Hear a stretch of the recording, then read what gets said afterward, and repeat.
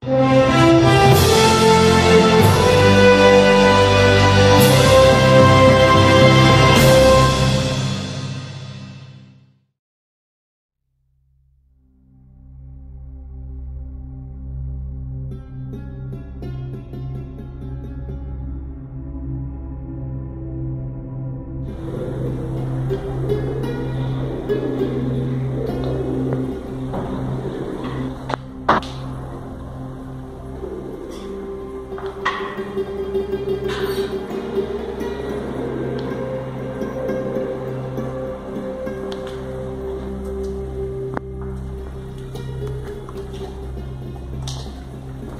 नाज़रीन, असां हिन वक़्तु मौजूदु आहियूं government boys primary school Babra में। ऐं जेको हिन वक़्तु जेको असां टाइम ते पहुता आहियूं त हिन स्कूल जो जेको टीचर आहे सो बि मौजूदु न आहे।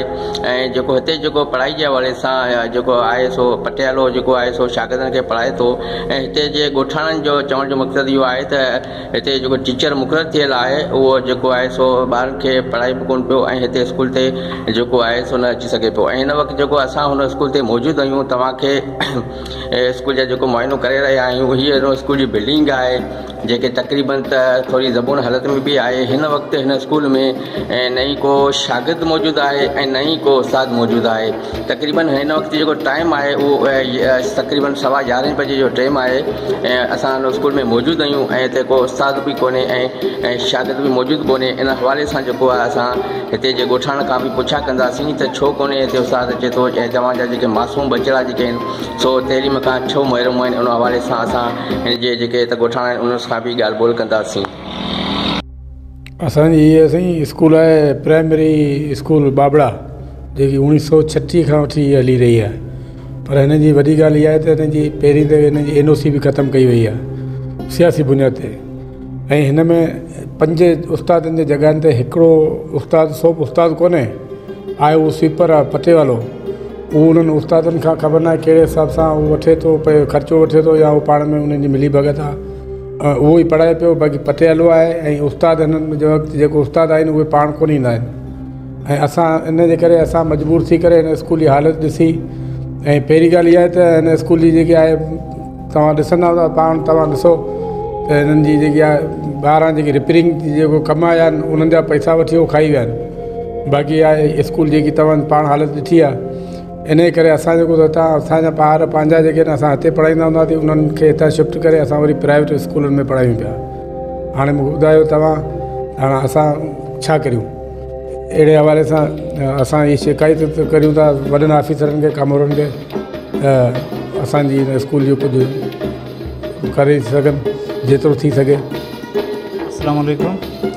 हिन वक़्तु government middle primary school Babra में बिठलो आहियां, ॻोठाणो आहियां।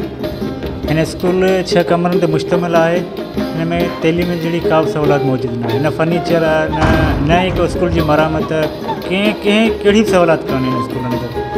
जेके मास्तर मुक़ररु थियल आहे सो मास्तर कोन ईंदो टाइम ते।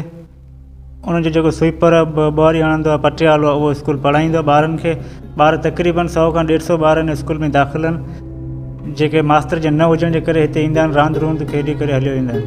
हीअ तक़रीबन असांजो हीअ स्कूल 10-15 ॻोठनि ते माना 10-15 ॻोठनि स्कूल खे लॻंदा आहिनि, जंहिंमें तक़रीबन ॿारनि जी तइदाद 1000 खां 1200 ॿार आहिनि। ऐं कुझु ॿार अहिड़ा आहिनि जेके असांजा ॿार प्राइवेट इदारनि में पढ़नि पिया। जेके चङा ख़ासा माण्हू आहिनि उहे पंहिंजे ॿारनि खे प्राइवेट इदारनि में पढ़नि पिया। ऐं ग़रीब माण्हू जेको पंहिंजे खाइण पीअण खे बि नथो पुॼी सघे सो स्कूल प्राइवेट में नथो दाख़िल करे सघे। ऐं उहे ॿार वरी न सरकारी अस्पताल में ईंदा आहिनि। सरकारी अस्पताल में न मास्तर, न फर्नीचर, न कुझु सिर्फ़ु हिकिड़ो पटियालो ईंदो आहे। हाज़िरी जो रजिस्टर, हाज़िरी भरबी आहे, वरी ॿार वापसि घर ईंदा आहिनि। इन जे करे असांजा जेके बि ॿार आहिनि उहे न तइलीम जहिड़ी रोशनीअ खां महरूम आहिनि। असांजी अपील आहे त अहिड़ा के मास्तर असांखे ॾिना वञनि जेको टाइम जी पाबंदी कनि ऐं टाइम ते अची हिन स्कूल खे खोलीनि, त जीअं असांजो तइलीम जो रोशनी वारो इदारो खुली वञे। पाण ख़ुदि वियो आहियां हर ऑफिसर वटि, को बि माना असांजी ॿुधण लाइ तयारु न आहे। पाण ख़ुदि वियो आहियां, ॿियो को अञा चए त 19 वेह न, पाण ख़ुदि वियो आहियां। भई माई जेकी हुई न, हिन माई वटि पाण वियोसि, माईअ सां मूं ॻाल्हियो। माई चयो बसि 2 ॾींहं तूं सफ़र कर, तोखे 3 ॾींहं स्कूल में मास्तर मिलंदा। हाणे त 100-150 ॿारनि जो वेठो आहे, उहो पढ़ाए केरु?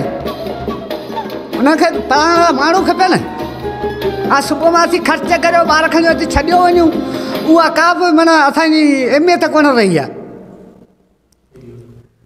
साईं असांजो ई गवर्नमेंट बॉइज़ प्राइमरी स्कूल आहे यूसी पलीचाणी में, जंहिंजी हिते तक़रीबन 6 कमरनि सां मुतमिल आहे। उस्ताद न हुजण जे करे असांजा ॿारनि जी तइलीम जेको ज़ेरी तइलीम आहे, ऐं इन ई करे असां पंहिंजा ॿार प्राइमरी पंहिंजो प्राइवेट इदारनि में पढ़ाए रहिया आहियूं। का बि सहूलियत हिते न आहे उस्तादनि जी, न का पंहिंजो मरामत जी आहे, स्कूल जो न फर्नीचर आहे, का बि सहूलियत न आहे। असां तमामु परेशान थी करे जेको सो आला इदारनि खे वॾनि ऑफिसरनि खे इल्तिजा करियूं था त असांजी बराए महिरबानी असांखे तइलीम ॾिनी वञे, असांजे ॿारनि खे तइलीम ॾिनी वञे, स्कूल जो कमु कयो वञे, ऐं उस्तादनि खे बि जेको सो हिदायत कई वञे त हिते उस्ताद मुक़ररु कया वञनि ऐं असांजा ॿार पढ़ी सघनि। महिरबानी। Government boys primary school Babra में ऐं हिन में जेकी यूसी आहे, पहिरियां जेकी यूसी गुजो हुई ऐं नई तकबंदी हवाले सां जेकी इलेक्शन थी इन हवाले सां हिन तक खे माना गुजो खे कढी हिननि जेकी नई हिते यूसी रखी आहे पलीजाणी। हाणे जेको हिन यूसी खे माना पलीजाणी जे हवाले सां सॾियो वेंदो आहे। हीअ जेकी आहे जेकी गवर्नमेंट बॉइज़ प्राइमरी स्कूल आहे ऐं हिन वक़्तु बाबड़ा स्टाफ ते आहे, जेके हिन वक़्तु 6 कमरनि ते मुश्तमिल आहे। ऐं ॻोठाणनि जो चवणु आहे त हिते जेके उस्ताद बि मुक़ररु हिकिड़ो उस्ताद मुक़ररु आहे, जेके हिन वक़्तु हिन स्कूल में 120 खां मथे शागिर्द हिते मौजूदु आहिनि। ऐं हिते उस्ताद मुक़ररु न हुअण जे करे जेको उस्ताद मुक़ररु बि आहे ऐं टाइम ते हिते जेको स्कूल ते न पियो अचे। ऐं हिते जेको पटियालो मुक़ररु आहे उहो जेको आहे हुते जेके शागिर्दनि खे पढ़ाईंदो आहे, कलाकनि जेको पढ़ाईंदो आहे। उनखां पोइ तक़रीबन 10:30 11 बजे उहे जेके शागिर्द बि हितां खां वापसि घर वञनि था रांदि रूंद कुॾी, ऐं जेको पटियालो आहे सो बि वापसि सां हली वञे थो। ऐं हिन जो चवणु आहे त हिते जेको असांखे उस्ताद मुक़ररु करे ॾिना वञनि ताकी असांजे जेके बच्चनि जी तइलीम जेको हासिलु थिए ऐं असांजा बच्चा जेके तइलीम खां महरूम आहिनि उहो पंहिंजो तइलीम हासिलु करे सघनि। कैमरामैन सां गॾु मलक मंज़ूर, सोच टीवी, ठटो। मां सिंध सिंधू अची सजाई दोस्तों जो अमड़ खीर मनाई।